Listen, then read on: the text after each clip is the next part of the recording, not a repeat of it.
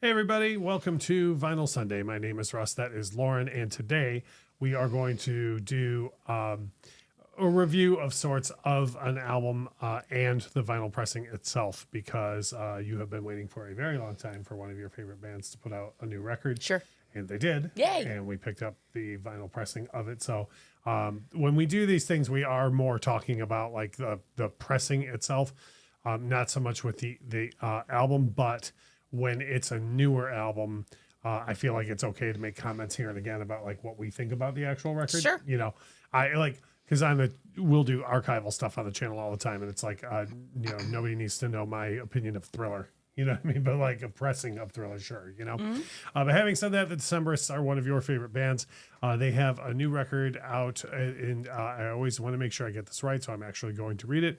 As it ever was, so it will be again. Correct? Yes. So just briefly, I know that without delving into it too deeply, you didn't love the last couple of things that they did. That's right. Yeah. The last album of theirs that I really loved was Picaresque in 2004 ish.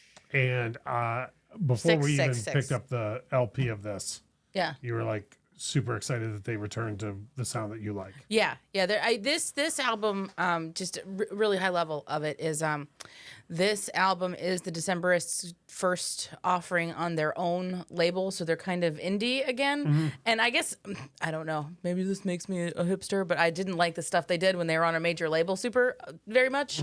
So here we are. And this is contrasting with the two of our tastes, but we talked about this soon after the record came out, and there's a Black Crowes album called "By Your Side" that I knew when it came out that they had been told by the label like, hey, you should make your first album again, you know. But whenever a band puts out a new album, they go in the press and they say the same stuff. Oh, this is the best album we ever made. We just love this album, you know. And then years later, in Steve Gorman's book, he fully confirmed what I thought. Like he was like, yep, we were told like get out or make the record, you know. So I would be stunned if that didn't happen to the Decemberists for that. But this record, you're excited for in the first place before we even picked up the record on vinyl. We did pick it up. So the first thing that I liked about it was the packaging, but I want to get your thoughts. Well, yeah, I feel like it needs to be noted that we have the indie store exclusive pressing, which the only real difference between that and the ones that the other one is it's on a mauve colored vinyl. The color of vinyl itself. Yeah. For me personally, I don't mind color vinyl at all. Like I never seek it out, but I don't mind it. Like I famously, if it was a picture disc, we wouldn't own it. But color of vinyl I'm just fine with. Yeah. So but the actual packaging though, I like how thick it is. I like the book that comes in there, like the booklet that comes in there. I think again, I'm ignorant in this. I don't know. I know less than half of what you know about the Decemberists, but I like the card. There's a little like prayer card kind of thing in there, and they just threw a lot of stuff in there. I mean, the artwork is really fun. Colin Malloy's wife does all of the artwork for everything they've done since. I want to say like their first album. Since everything, since everything. And then the only other thing I always mention the other slaves. When you broke the cellophane out of the first thing, you were like, "Look, they did the thing." Yep. Yeah. Rice paper under slaves. So. That's great. The thing that matters a lot to me is sound. Now, for this, you did listen to the record on streaming several times before we bought the vinyl pressing, and we have played the vinyl pressing at great volumes in the house. So what do you think about the sound of the LP against what you heard on streaming? I mean, it sounds great either way, but I mean, there is something to be said about there's little layers and fun little sounds that you hear on the...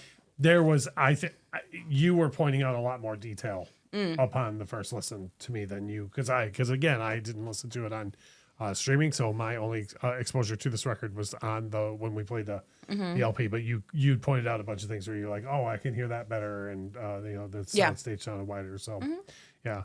As far as price goes, I don't even remember what we paid for this now. I want to say it was $25-$30. It was in that ballpark. Yeah. I think closer to 30-35. Yeah.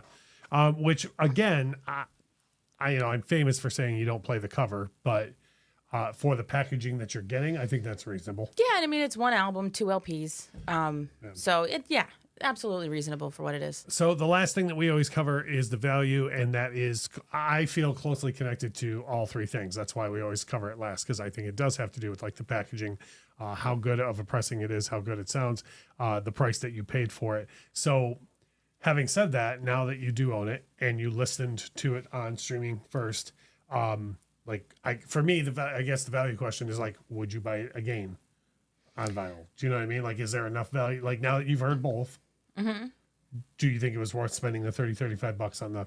Yeah, I absolutely do. You know, especially, I mean, if you're the kind of Decemberist fan that I am, and you like what the kind of thing that I like about it, I'll tell you this, and y'all are gonna know what I'm talking about when I say that I own 3 Decemberists albums: Picaresque, The Crane Wife, and As It Ever Was, So It Will Be Again. And I don't need to own anymore.